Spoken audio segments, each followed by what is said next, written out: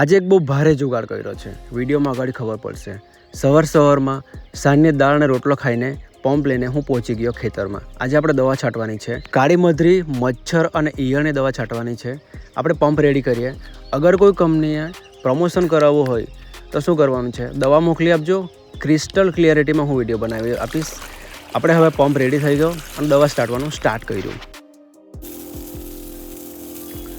એક વિચાર આવ્યો, તમને જણાવી દઉં. જો આપણે કોઈ પણ એગ્રોમાંથી દવા લાવીએ ને અને એ દવા છાંટીને પછી રિઝલ્ટ નહીં મળે ને તો આપણે બીજી વાર ત્યાં પગ નહીં મૂકવાનો. આપણે કોઈ પ્રયોગશાળા કે પછી આપણી મહેનત કે આપણા પૈસા બરબાદ કરવા માટે નથી બેસેલા, બરાબર? તો એક વસ્તુ યાદ રાખવાનું, આપણને રિઝલ્ટ નહીં મળે તે લોકો કાબિલ નથી.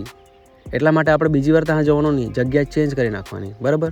અને વાત કરતાં કરતાં દવા છાંટાઈ ગઈ. ઘરે આવીને તરબૂચ ખાધું અને પછી જાઉં છું ડોલવણ ખાતર લેવા માટે. કયું ખાતર છે આગળ વિડીયોમાં ખબર પડશે.